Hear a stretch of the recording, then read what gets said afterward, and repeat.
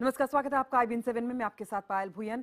खबर कलयुगी बेटी की है। उत्तर प्रदेश के सीतापुर में एक बेटे पर अपनी बुजुर्ग मां के कत्ल का संगीन आरोप लगा है। जिस बेटे पर बूढ़ी मां की देखभाल का जिम्मा था, उसी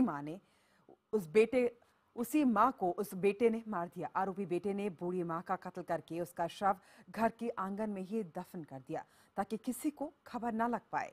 मामला का खुलासा उस वक्त हुआ जब छोटा बेटा कई दिनों से मां से संपर्क न होने पर बड़े भाई के घर पहुंचा। घर में ताला देखकर उसने पुलिस को खबर की। पुलिस जब ताला तोड़कर घर में दाखिल हुई तो आंगन से 80 साल की मां की लाश मिली। फिलहाल आरोपी भाई बुद्धा, उसकी पत्नी और बेटा फरार हैं। छोटे बेटे का आरोप है कि भाई ने मां को 3 दिन से खाना भी नहीं दिया था। पुलिस आरोपियों की तलाश कर रही है।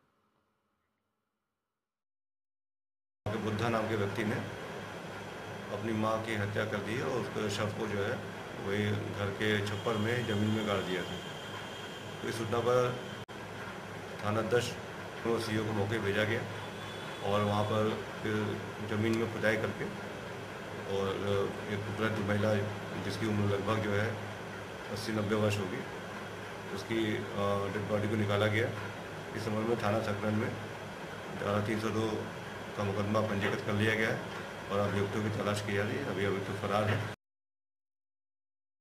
तो बुजुर्ग मां की हत्या कर दी गई। मां की उम्र 80 साल थी।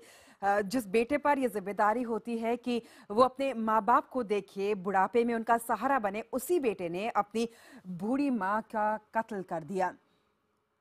तो सीतापुर का ये बेटा है, ये कलयुगी बेटा है। बुजुर्ग मां के कत्ल करके ये इसका पूरा परिवार जो है फरार है। कहां है ये पूरा परिवार, पुलिस को अभी तक नहीं पता है। और इस पूरे मामले की जानकारी तब सामने आई जब उसी मां का छोटा बेटा अपनी मां से कई दिनों से संपर्क ना होने से घर आया और तब पुलिस को इत्तला करी और उसके बाद ये पूरी जानकारी मिली।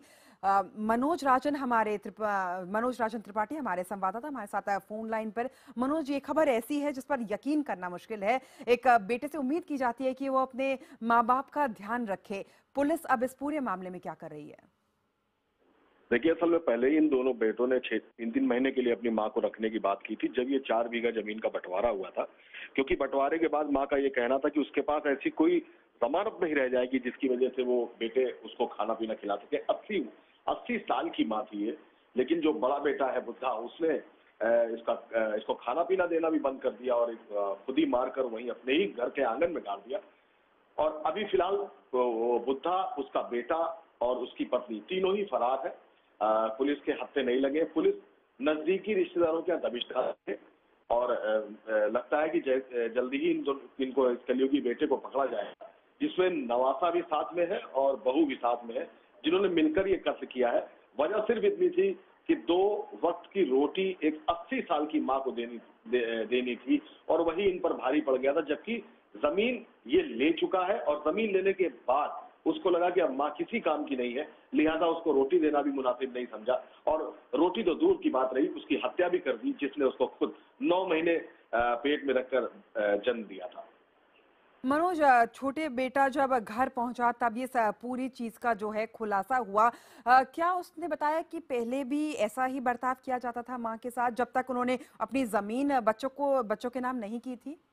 देखिए, बिल्कुल सही बात है कि ये दोनों बेटे 3 महीने के लिए समझौता तय हुआ था और 4 बीघे जमीन के हिस्से करने की बात कही गई थी और जब जमीन दोनों बेटों के हिस्से में आ गई तो 3 महीने छोटे बेटे के रहने के बाद मां करीबन 2 महीने से वहीं पर थी और करीबन 4-5 दिन पहले इस बात को लेकर झगड़ा हुआ।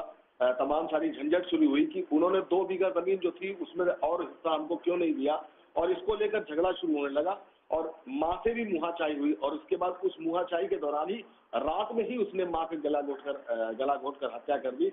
और जमीन लेने तक ये बेटा बिल्कुल श्रवण कुमार नजर आता था और जमीन लेने के बाद ये खुद एक तरीके से राक्षस प्रवृत्ति का हो गया और उसने अपनी ही मां की हत्या कर दी और फरार हो गया। मनोज, बहुत बहुत शुक्रिया हमारे साथ जुड़ने के लिए और तमाम जानकारी देने के लिए।